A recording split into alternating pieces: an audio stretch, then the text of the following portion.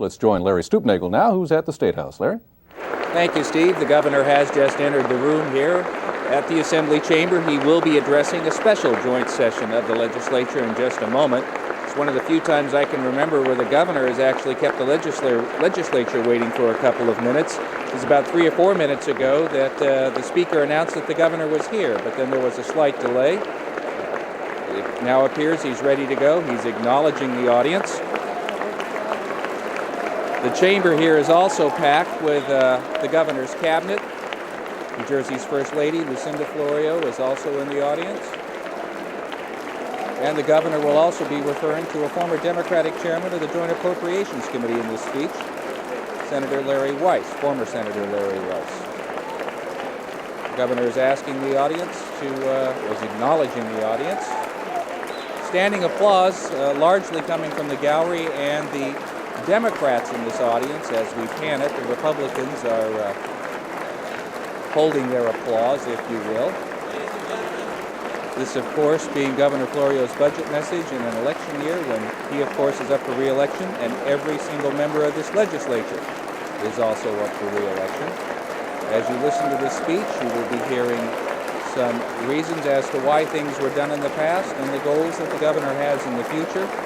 You could also say that it could be an outline for what the governor will be campaigning on should he seek re-election, which everyone expects he will. Now it appears that the governor is ready to Ladies speak. and Let's go gentlemen, down to the floor. The governor of the state of New Jersey, the Honorable Jim Florio.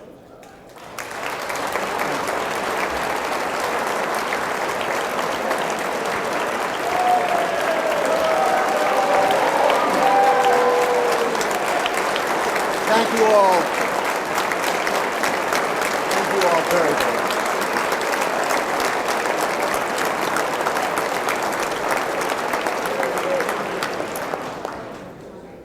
Thank you very, very much. Good afternoon to you all.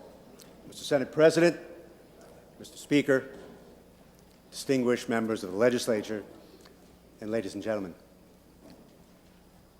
Last month, in my State of the State message, I spoke to you about the destination that we seek for a better New Jersey. A New Jersey with good jobs and skilled workers, and the opportunity that comes from investing in the future. A New Jersey that gives our people the chance to go as far as their talents and their hard work will take them. The budget that I propose to you today maps the course for that journey. I'm offering a comprehensive blueprint to create jobs today and to build a strong New Jersey for tomorrow. This budget is balanced and places people before politics.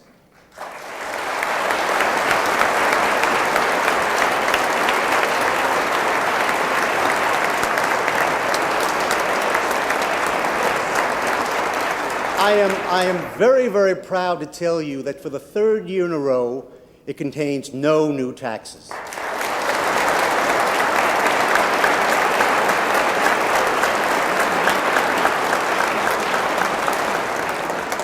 And no fare increases for commuters either, which is very important.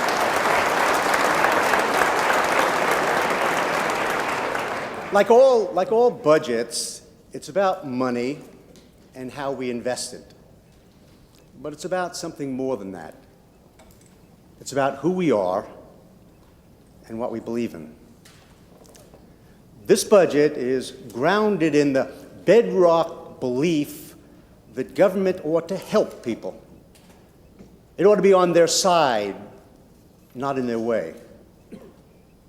For the fourth year in a row, we're spending less money on the bureaucracy and more money on investing into the businesses that create good jobs.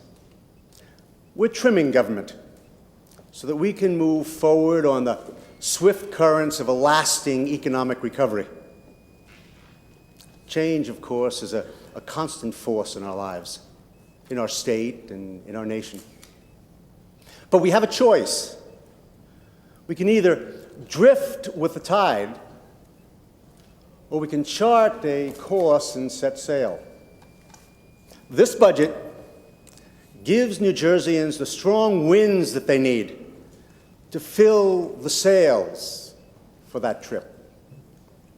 It gives us new tools to create tomorrow's high-paying jobs, new skills to give to our workers to compete in the world and win, apprenticeship programs for our young people, safe and secure streets in our cities and towns, property tax relief for our homeowners, health care for our children, and affordable colleges for our students.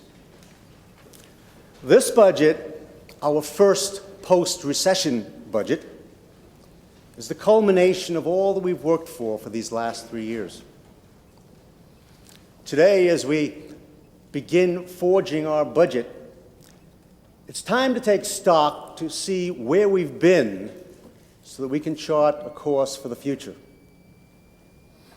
3 years ago, when I was just beginning my term, the storm of the national recession was already moving into New Jersey and ripping away tens of thousands of jobs and darkening our dreams. To make matters worse, the budget I inherited that first year contained a gaping hole.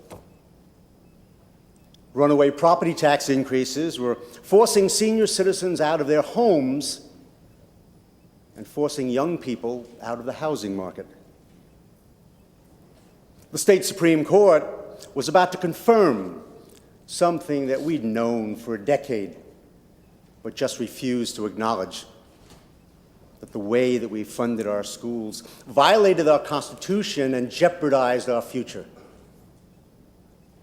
You know, when I was a kid, growing up in Brooklyn, New York, my Uncle Tom Florio, got me one of my first jobs shoveling up after the horses in a stable in Prospect Park in Brooklyn. At the time, I thought I was lucky to have a little extra pocket money. I never imagined it would be a good apprenticeship for this job of being governor.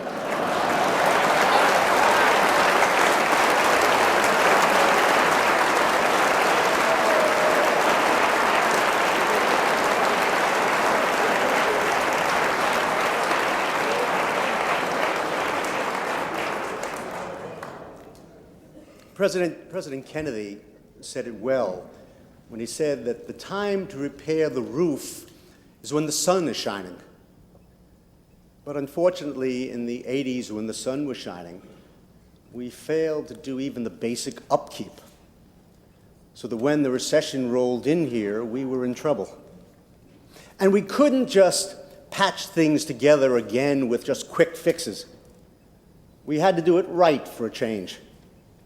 We needed to do what families and businesses all over New Jersey do: live within our means, pay our bills, and save for the future. That meant doing fewer things, but doing them better. It meant putting less money into permanent government and investing more money in creating permanent jobs. So we did what we had to do. We changed the way that government works.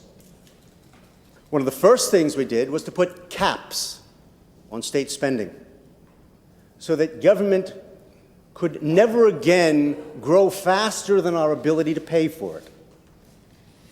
Next, we used some compassion and some common sense to reduce the size of government by 14%. We audited every nook and cranny of the bureaucracy to find places where we could save money by cutting waste and duplication. We took more than 1,000 cars off the road.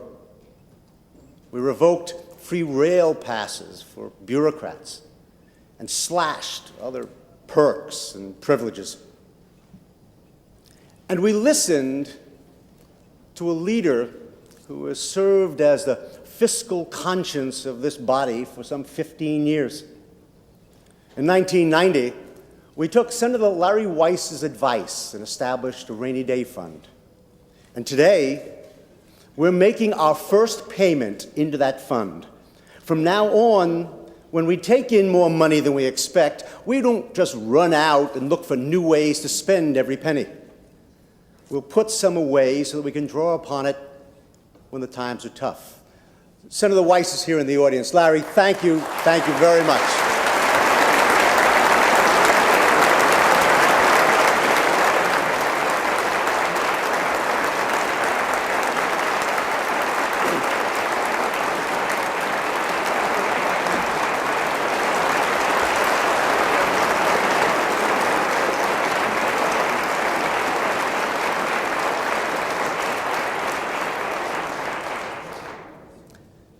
But ladies and gentlemen, the fiscal deficit that we discovered wasn't the worst part.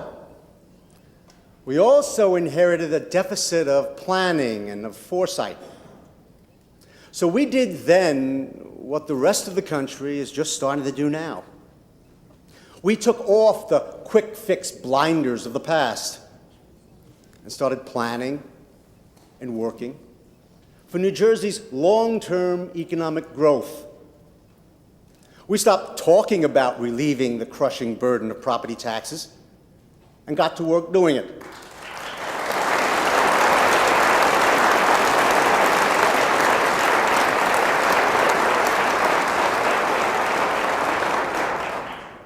We also raised the cap on the Transportation Trust Fund to keep our traffic and our economy moving.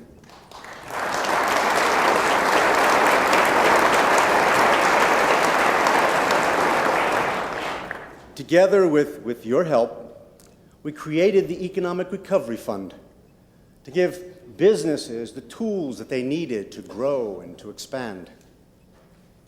We created 24,000 jobs by transforming our EDA, the State Economic Development Authority, from a backwater bureaucracy into a job-creating powerhouse.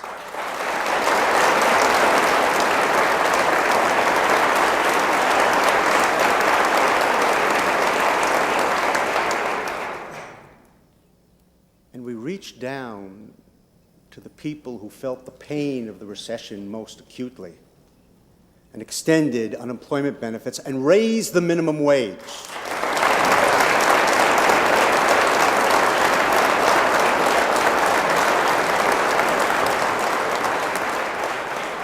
And perhaps most importantly of all, we started investing again in our children, in their schools and in their health and in their future. It hasn't been easy, but I never gave up on New Jersey, and I never will.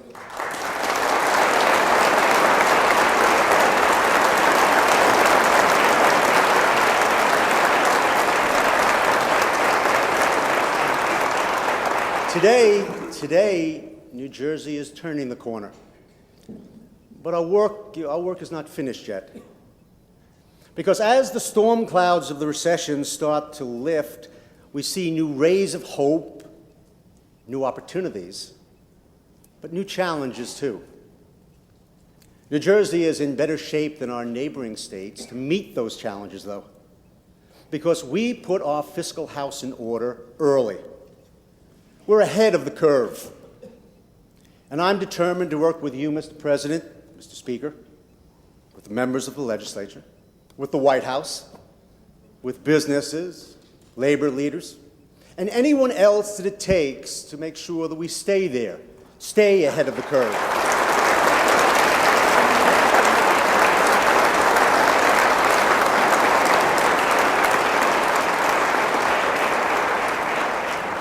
Rule number one in this budget is we need to give the taxpayers their money's worth. In the last 3 years, we've cut the state payroll by 5,600 positions, saving taxpayers some $250 million each year.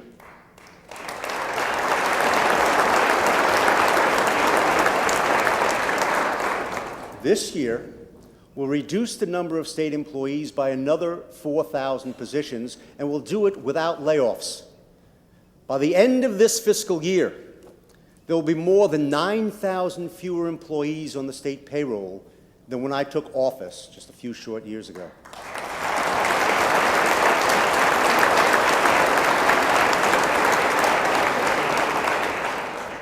We need to be as lean and as competitive as the times we live in. And we'll use the money we saved by cutting the bureaucracy to help people. 6 months ago, the healthcare crisis took on a very personal meaning for all of us when Raj Schwartz, a cancer survivor, began walking from Bergen County to Trenton to dramatize the cause of healthcare. Today, Roz is getting treatment for the cancer that made it impossible for her to buy insurance. And you know what? She's finally made it to Trenton.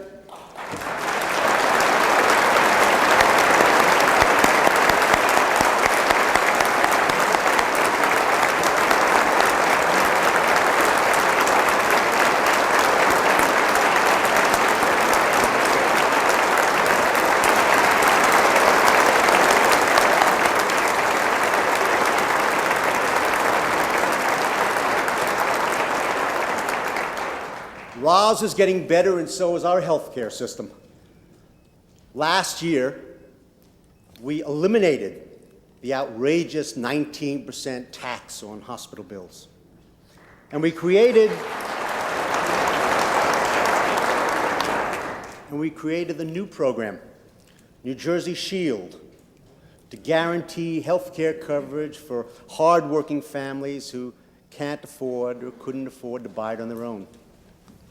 And we said that no one can be refused insurance because they're sick or because some actuarial Bible says they might get sick.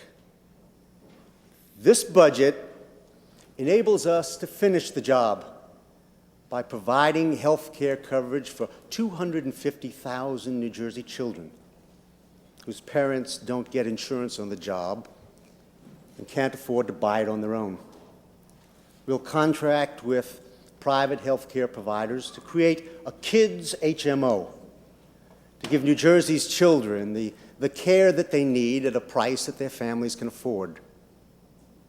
We'll also step up our efforts to fight the 4 plagues that threaten many of our children: drugs, AIDS, TB, and hepatitis.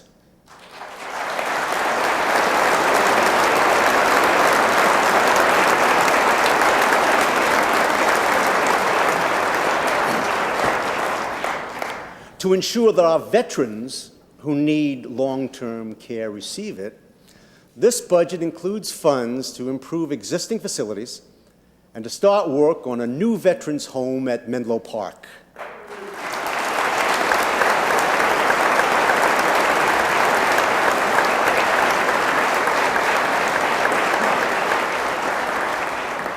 We must never give up on the men and the women who gave so much to make this world a safer place for the democratic principles that we stand for.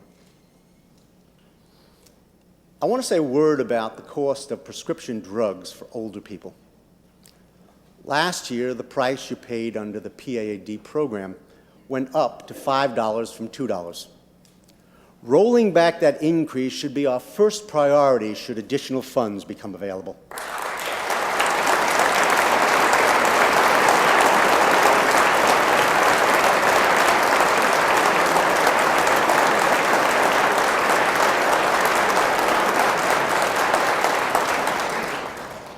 Two years ago, in a conversation with our Attorney General, Bob Del Tufo, I asked him to develop a plan to combat drugs and violent crime by strengthening the relationship between police and the communities that they serve. Today, community policing programs are working in Union City, in East Orange, in Plainfield, New Brunswick. Police are walking the beat. Neighbors are taking back their streets. And parents are doing something they haven't been able to do in years. They're letting their children go out and play outside.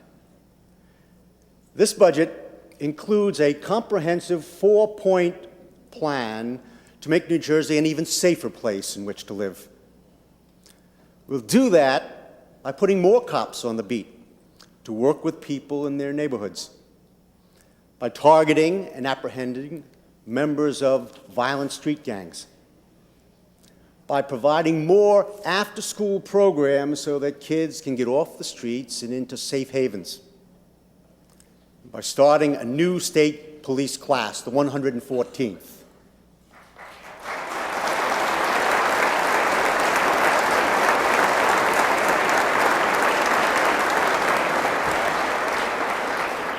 By doing all these things, we can take back our neighborhoods.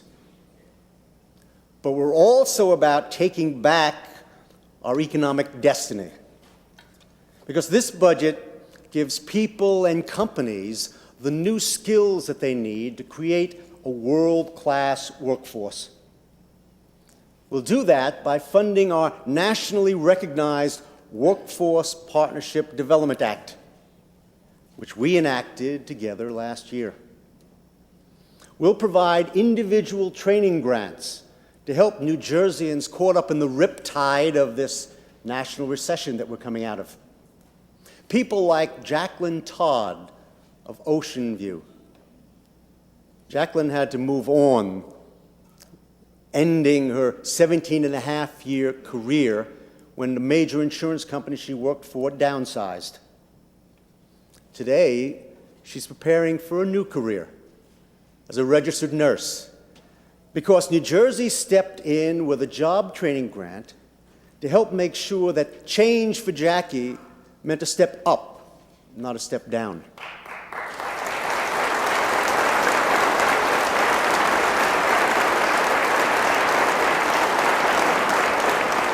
This budget provides for individual training grants to help more people move ahead in today's economy. It also provides funding for customized training grants to help existing companies grow and to attract new ones as well. Our customized training grants save jobs at Crown, Cork, and Seal in North Bergen, at the Ford Assembly Plant in Edison, at GE Aerospace in Camden, and at dozens of other New Jersey companies that might otherwise have had to close down or move away. This budget also funds the New Jersey Youth Apprenticeship Program to train the highly paid technicians and factory workers that we're going to need to build a high-wage, high-tech economy. I was very, very gratified to hear yesterday that the President's new program to help unemployed workers in America will be based on what our workforce development program is already doing here in New Jersey. That should be a source of great pride to all of us who work to put that plan together. This year, let's give more companies and more people the tools and the training that they need to keep the doors of opportunity open for all of us.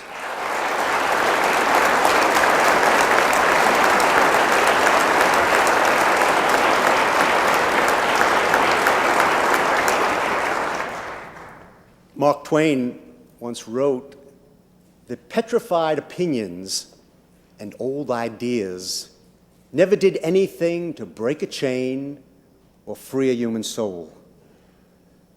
Last year, we rejected the petrified notion that welfare has to be a handout. We said it ought to be a hand up. This budget gives people the education and the training and the child care that they need to move beyond welfare and once and for all break the chains of dependency and poverty and despair. It gives people like Jonathan Ledlow a chance to pull their own weight in society. I met Jonathan last week when he testified at the National Governors Association Welfare Reform Panel that I chaired in Washington. 2 years ago, Jonathan was headed down a bleak street. He'd had some scrapes with the law, and he wasn't paying his child support for his 2 children. Then he enrolled in Operation Fatherhood, New Jersey's program to strengthen families by helping fathers to meet their responsibilities to themselves, to their children, and to their communities. Today, Jonathan has earned his GED. He's training for a good job as a high-tech machinist at a ceramics firm in Trenton. And he's helping to raise his little boy and his little girl. He's a wonderful person who, with a little help, was anxious to help himself.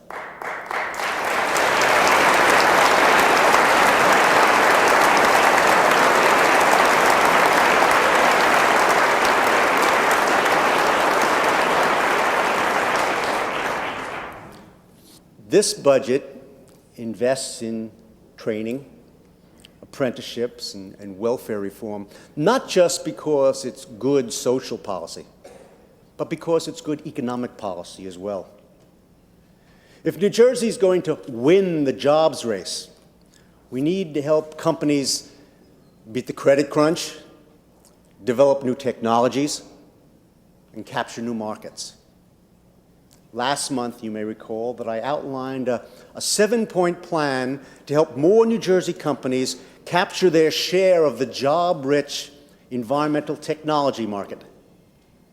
This budget funds the centerpiece of our plan, NJCAT, the Corporation for Advanced Technology. It also helps environmental engineers and entrepreneurs turn their big ideas into big businesses by helping them develop their goods and services and to sell them all around the world. By making New Jersey a leader in the multi-billion-dollar environmental technology industry, we'll ensure that New Jersey continues to work for us and for our children. There's also a lot that we can do to create jobs right here, right now. New Jersey, of course, has the location and the strong transportation network to be one of this nation's top import-export hubs. That gives us a huge competitive edge. And this budget sharpens that edge by continuing our 3-year program to improve our roads and our highways and our bridges, and our ports. Our infrastructure is the muscle of our economy. Let's keep it strong. But let's also invest in the heartbeat of our economy, our $18 billion a year tourism industry. For the first time in our state's history, New Jersey now has a permanent source of funding for shore protection.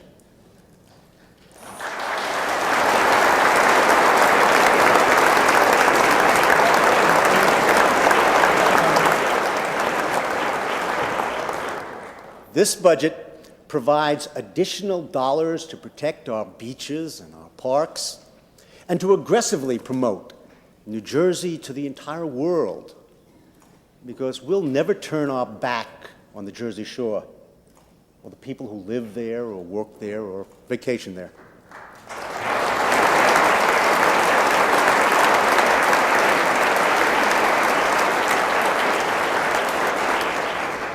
Rebuilding our infrastructure, sharpening our scientific edge, and improving our work skills. All of these things are essential to our ability to compete in the future. But our single greatest hope for meeting the challenge of the future is investing in the education of our young people. While other states continue to slash aid to schools, this budget keeps our commitment to increase support for local schools and at the same time ease the upward pressure on property taxes, a battle that we began 3 years ago.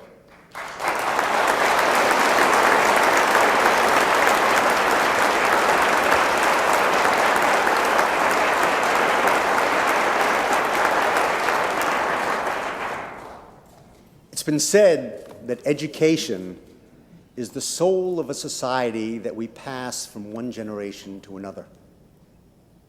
I believe parents who work hard ought to be able to send their children to college.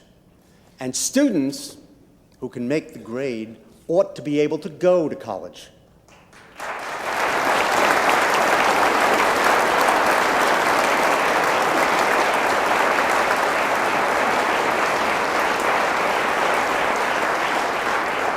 I'd like to be able to share with you a part of a letter that I received from a father, Kevin Savage, whose son, Kevin Jr., is a freshman majoring in law enforcement. He wrote, "I'm a 50-year-old disabled parent of a college freshman.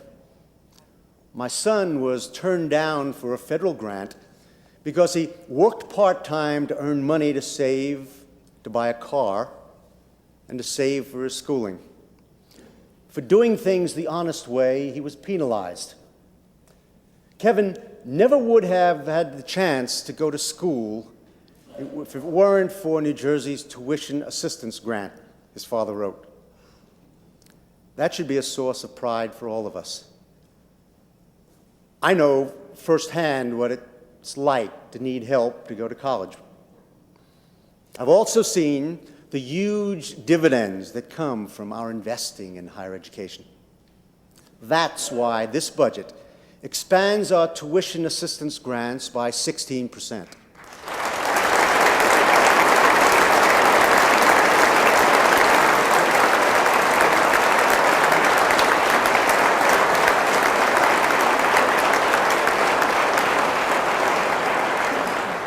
This budget also continues our tuition stabilization incentive program to help slow the galloping rate of increases in college tuition. By renewing our investment in tuition stabilization, we can keep tuition increases at our colleges and universities to no more than 5% increase this year, far below the national average.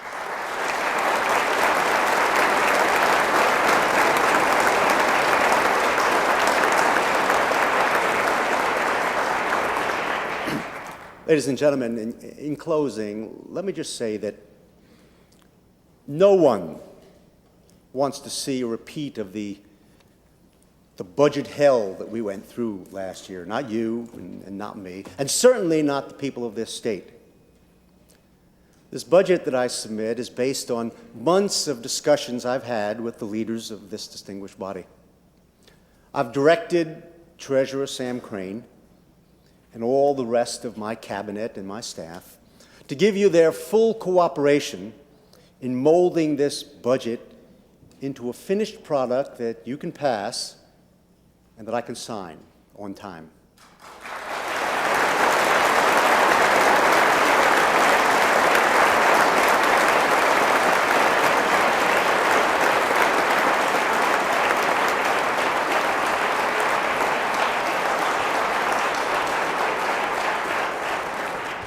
Like so many New Jerseyans, I've been given tremendous opportunities in my lifetime. I can remember working my way through law school as a night watchman at Woodrow Wilson High School in Camden, and thinking as I walked those halls how lucky I was to be the first person in my family to go to college or to get a professional degree. I was very grateful for the opportunity. But I also felt an added responsibility. It was the responsibility that my parents talked about when they said that people who get more have a special obligation to give more. That same yearning to make the world a little bit better, I believe, is still alive all over this state. I see it in the eyes of the young people that I meet in high schools and on college campuses. I see it in the determination of the small business people who are creating new enterprises in these toughest of times. And I see it here in this chamber. Today, as we begin crafting our first post-recession budget, let's remember the reason why we all first became involved with public service: to build something better, something that will outlast us, to create a New Jersey that we can leave to our children knowing that we have done right by them. Robert Kennedy, one of my heroes, said many, many years ago, "The kind of world that we want to build is a world of constantly accelerating economic progress. Not material welfare as an end in itself, but as a means to liberate the capacity of each human being to pursue their talents and their hopes. In a word, and in short, to have a world that we would be proud to have built. Ladies and gentlemen, we can build that world here in New Jersey.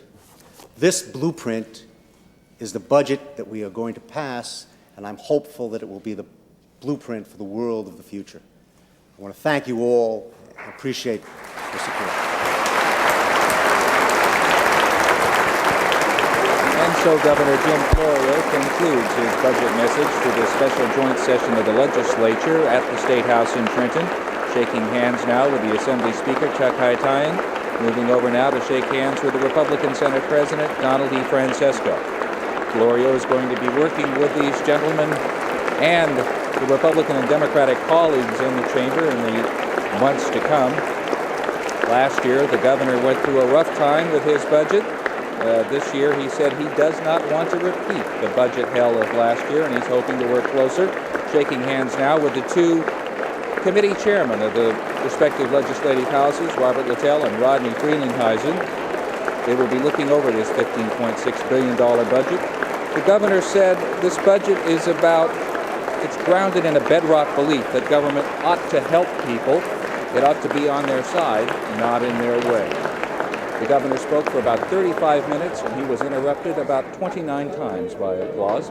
Let's go back to the studio now for some analysis there, and in just a few moments, I will be joined by the chairman of the Senate Budget Committee, the Senator Robert Littell. But for now, let's go back to the studio. Thank you, Larry. Thank you very much. And of course, we have plenty to talk about now that we've heard the speech with our expert analysts. And as Larry said, we'll be back at the State House shortly as our coverage of the governor's fiscal year '94 budget address continues here on NJN.